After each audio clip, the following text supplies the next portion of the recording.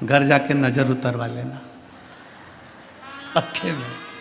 कोई पुण्य है प्रबल आपका और हमारा। पहुंच गए अपने बाप के घर, अपने पिता के घर, अपने पिता के घर।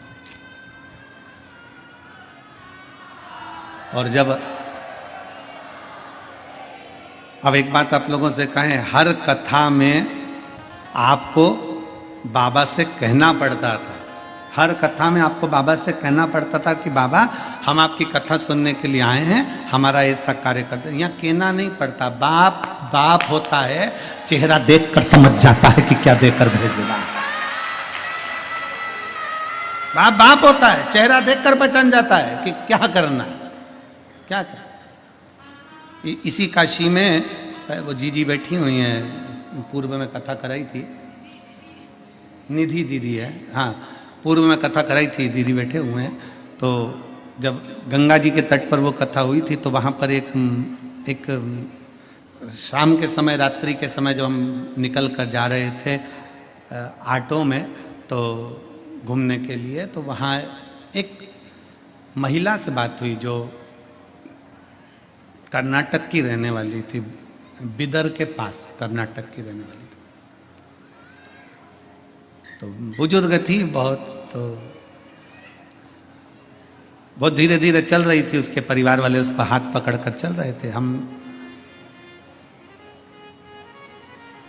लिंगायत शिव संप्रदाय के महात्मा जी से मिलकर, गुरुजन से मिलकर आ रहे थे। तो माँ हमको दिखी तो हमने कहा कि माँ आप कितने दिन की आई हुई?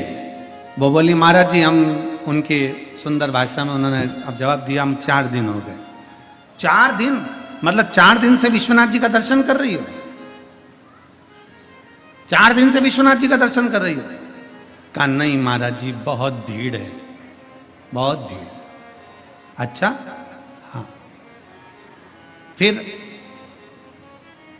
महाराज जी 3 दिन तक लगातार मैं बाबा का दर्शन करना चाहिए पर भीड़ के कारण दर्शन नहीं हुआ। तीसरे दिन आपकी कथा सुनती हूं तो मैंने विश्वनाथ जी से कह दिया तेरी बेटी आई है, क्या बिना दर्शन के भेज देगा? क्या बिना दर्शन के भेज देगा?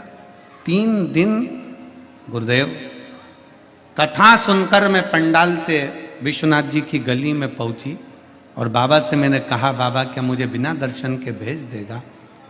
गुरुदेव एक पुलिस का सिपाही